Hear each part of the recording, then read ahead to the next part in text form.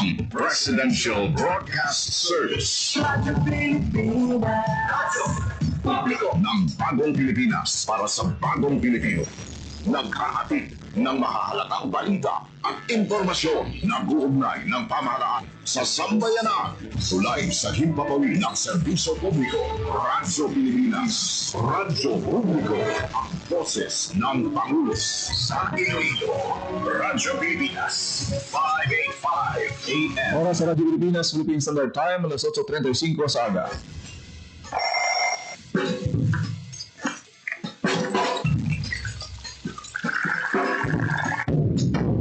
Aga sa Iloilo. Masapo. Magahod. Magbagsik. Panibagong adlaw pagkatapos ng buhay sang gabi antes. Bagong mapaglaon.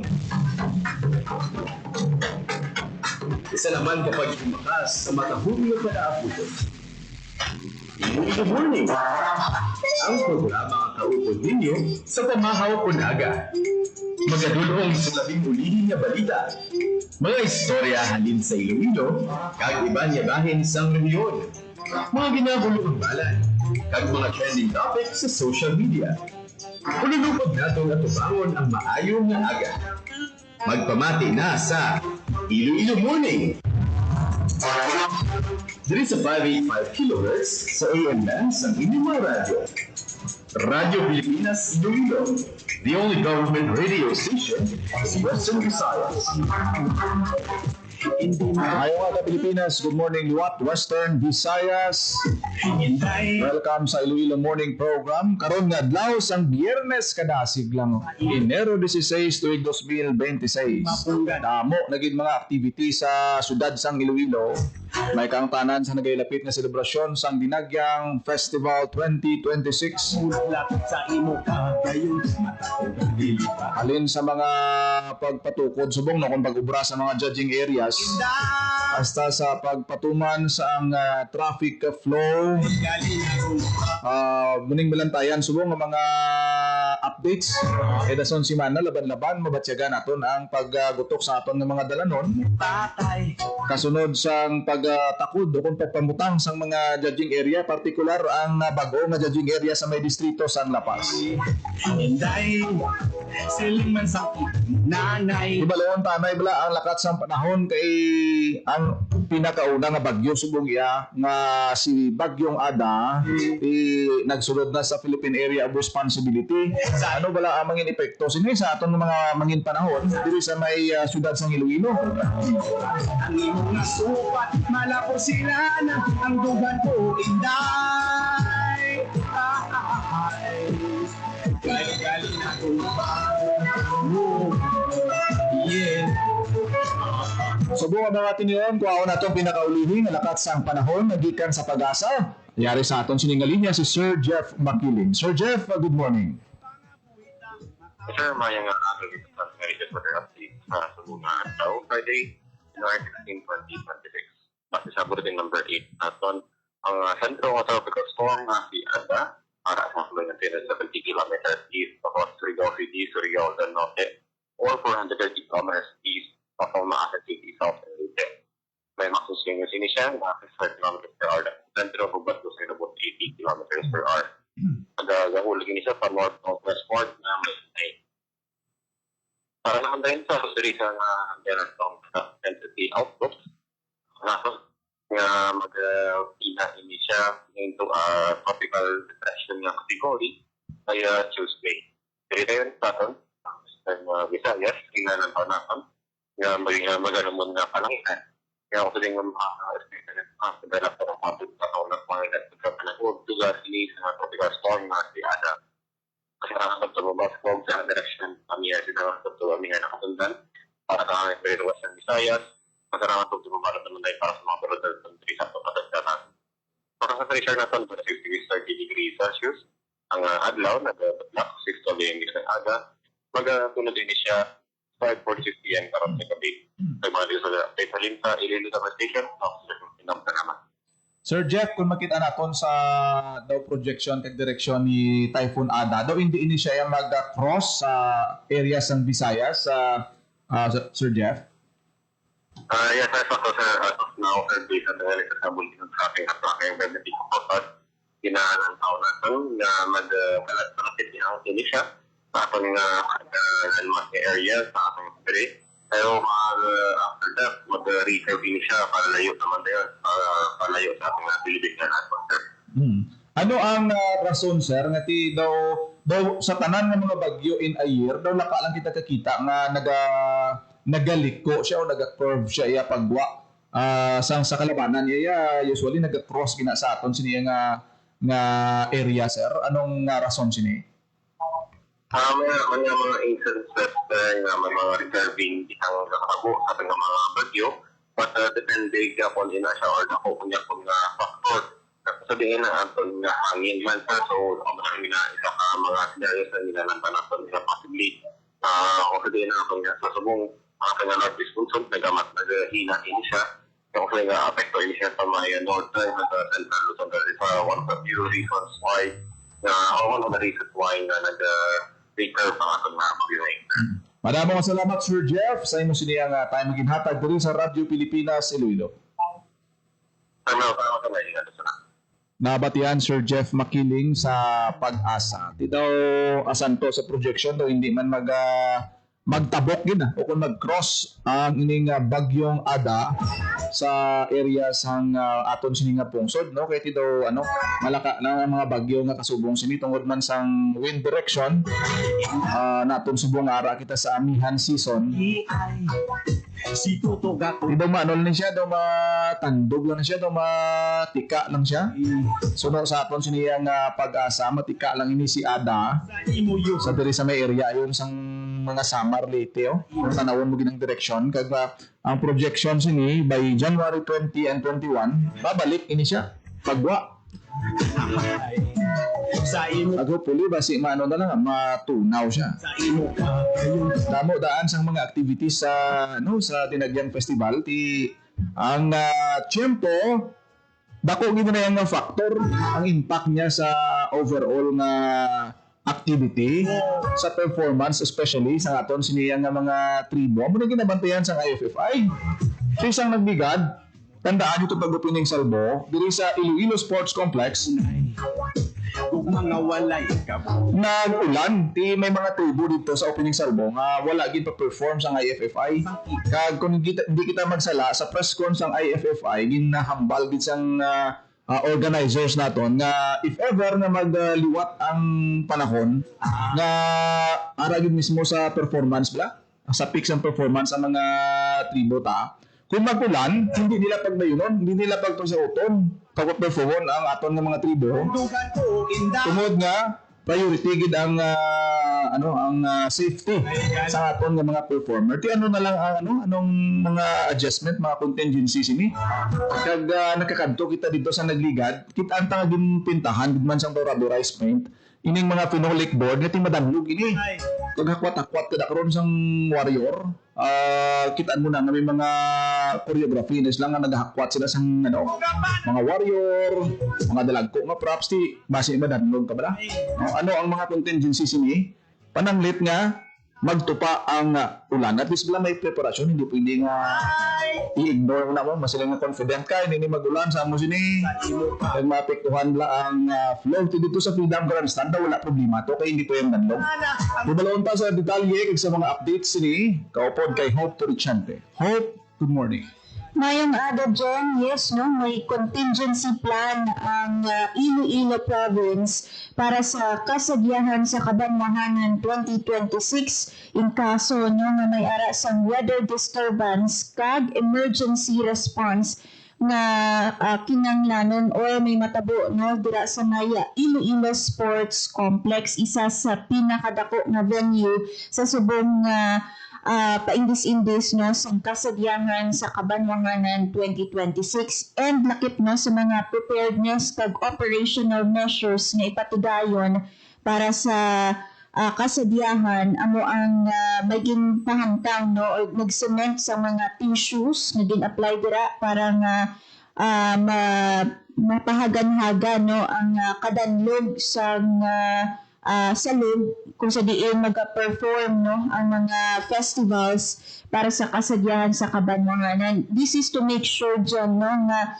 ang mga performers kag ang mga spectators man no, nga magalabay sa area ang hindi madanlog sa tion nga magbubu ang ulan kung basa no ang wet condition o kung basa ang nasambit nga floor. Para naman sa rapid recovery, may ara sang standby personnel nga nagamap kag nagatry sa performance area no after nga magbubo ang ulan. So may ara sang quick clean up no para nga ma-minimize ang downtime kag at the same time ma-restore gilayon ang safety condition sa performance area. Sa performance adjustment naman, mahiwaton nga delay performance ini until no nga mag-improve ang weather condition. So but sulingon once nga magtupa ang ulan kag mangin wet condition ang performance area, i-delay anay temporaryo ang performance sang nagasaot nga tribo o kung nagasaot nga municipality. So make sure no flexibility para sa safety and at the same time dyan, hindi man pag-i-cancel ang cultural presentation. So kumbaga two stones safety and at the same time padayunon ang nasambit nga cultural presentation. May hiwat man nga coordination ang Iloilo Province kaupod ang iban pa nga mga organizers and iban pa no nga mga agencies and offices para ma-make sure nga maging safe kag matawhay no ang paghiwat sa kasadyahan sa kabanwahanan. So may ara man sang crowd guidance no nga may ara sang mag-assist sa pag-direct sa mga tumalanaw no para mag-avoid sa mga panic kag this is to ensure man no nga orderly ang movement sa Iloilo Sports Complex. Gindugang pa no ni Iloilo Governor Arthur Defensor Jr. kahapon sa iyang press conference nga may ara man sang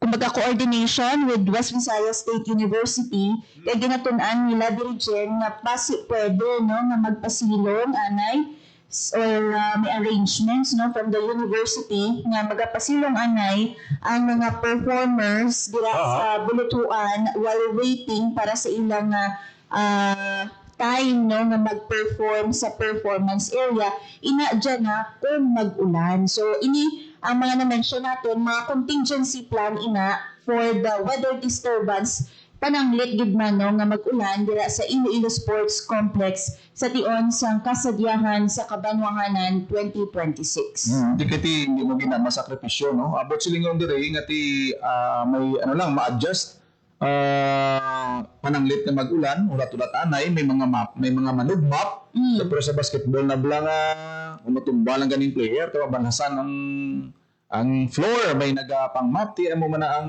posible mangin senaryo sa aton sining dinagyan. Kahit hindi man pwede abi nga ma-silo mo indoor ang activity. Alam ba maulan dito kita sa cover gym. Kahit kung tanawon mo sa una ang dinagyang, the more nga outdoor siya, matakom siya tanawon, kag makapili isang maayo nga angle ang atong mga naga-document, naga-cover sang sini nga event. Tika namin isang lokasyon sang sports complex. Ang muna na ugaling, kaya ang hindi pareho sang Freedom Grandstand nga ang iya nga daw ang atlet niya bla, medyo malapad gawa sa sports complex, open katama, no? Pero ti bantayan naton kag siguro may mga may mga na-learn sila, may mga suggestion, recommendation after sa itong natabo sa nagdigad nga opening salvo. Yes, that's right no.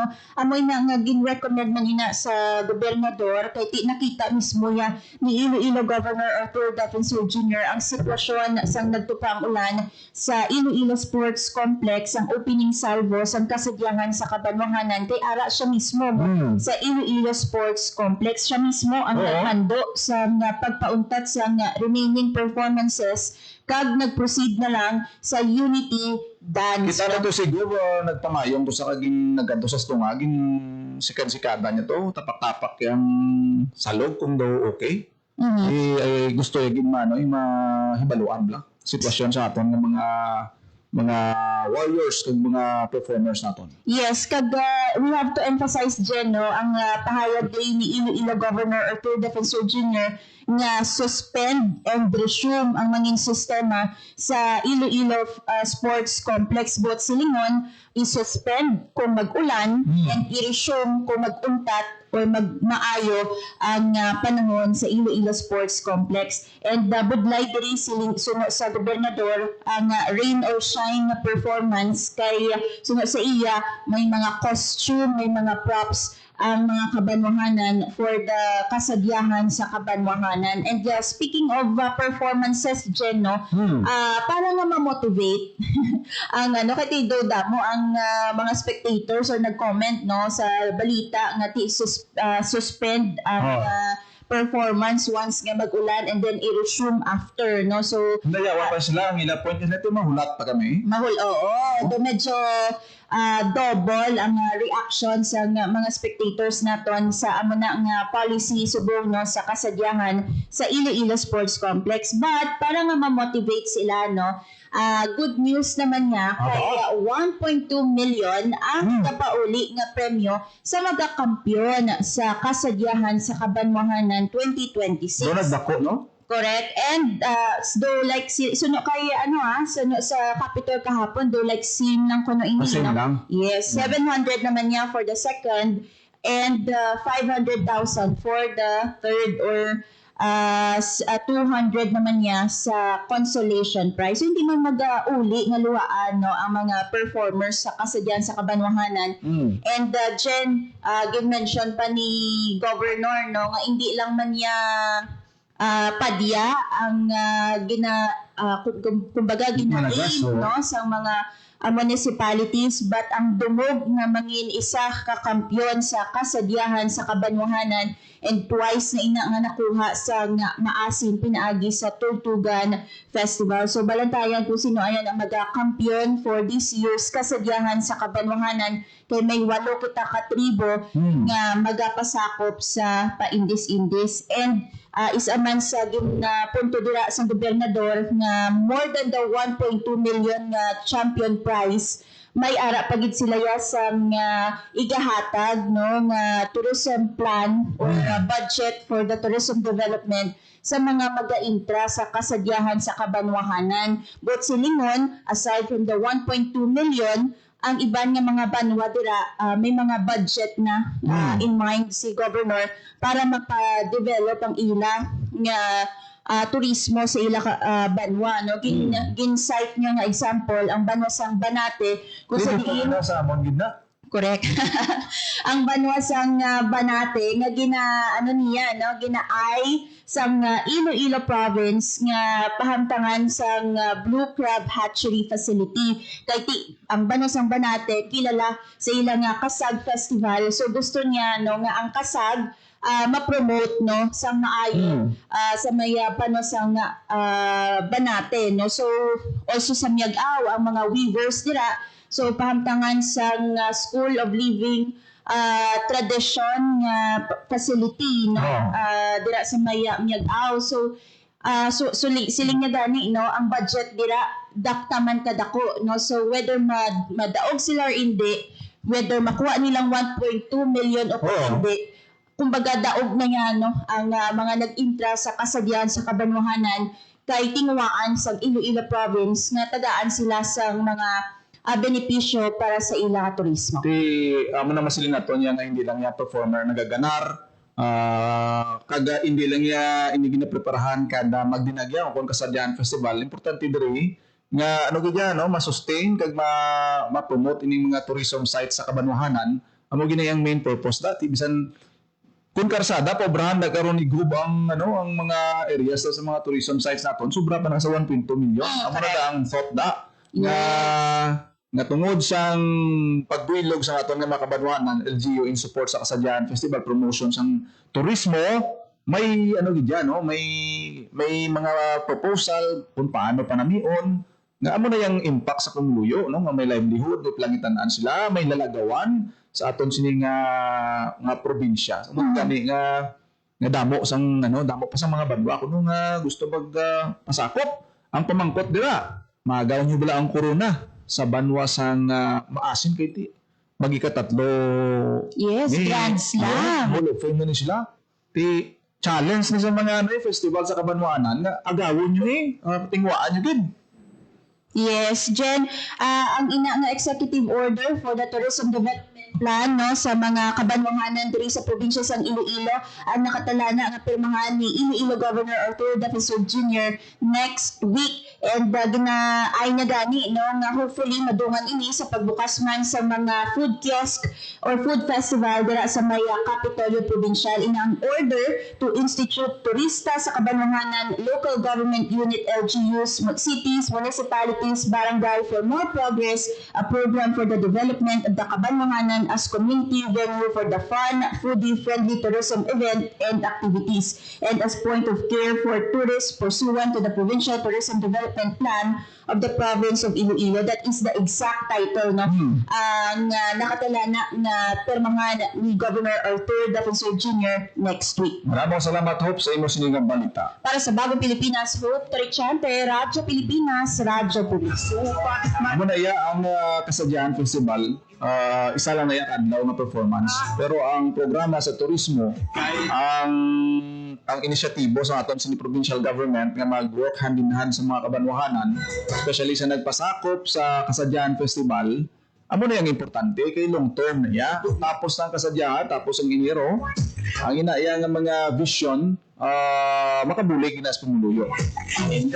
Pagpaagi sa pag-promote sa mga festival sa kabanwahanan, di madiskubrihan anong ara sa banwa sa amo sini, din ang pwede malagawan ng mga lugar, din ang mga kinahanglan pabutangan sa mga karsada para malabot ang mga farms, mga businabla. Amo na yung nakita natin nga daw mga look forward sa aton siniyang Iloilo Provincial Government. Oras sa Radyo Pilipinas, Philippine Standard Time, alas 8:58 sa aga. Wala na kita sa tiyempo diri sa aton sining pagpangalagad. Salamat sa inyong pagupod at pagpamati. Mayong aga kay Tomas Alfonsa nga nagatanaw sa aton sining programa. Sa tanan naton nga mga FB Live viewers, thank you again and good morning. Ako nagid lamang inyong alagad, General Baclay. Mayong aga Pilipinas. God bless Iloilo. Radyo Pilipinas, Radyo Publiko, Radyo Pilipinas. Ang inyong tulay sa himpapawid ng serbisyo publiko, ang Presidential Broadcast Service, Radyo Pilipinas, Radyo Publiko. Radyo Pilipinas, Radyo Publiko. Kinilala ng pag-international at prestigyosong Asia Pacific Broadcasting Plus Awards 2025 para sa kategorya ng Government Streaming. Ito ay dahil sa epektibo nitong pagsasanib ng mga tradisyonal na media tulad ng telebisyon, radyo at print para masabayan ang mabilis na pagtinog ng mundo ng digital at social media tungo sa mas epektibong paghahatid ng mahahalaga at napapanahong mga impormasyon sa mamamayang Pilipino. Kumilala rin ang Radyo Pilipinas dahil sa patuloy na pag-akyat ng rating. Ngayon ay matatag sa pang-apat na pwesto sa Mega Manila ayon sa pinakahuling Nielsen Radio Audience Measurement Survey. At sa social media, nakamit ang higit 2,000% pagtaas ng bilang ng mga sumusubaybay sa Radyo Pilipinas page sa unang bahagi ng 2025. Patunay ito na ang inyong Radyo Pilipinas Radyo Publiko ay tunay na kaagapay ng inyong pamahalaan sa paghahatid ng serbisyo sa mga mamamayang Pilipino. Mula sa aming lahat, sa ngalan ng inyong pamunuan at mga kawani ng Presidential Broadcast Service, kasama ang inyong mga himpilan ng Radyo Pilipinas sa buong kapuluan. Maraming salamat po sa inyong lahat, sa inyong pagtangkilik at pagkilala. Radyo Pilipinas, Radyo Publiko.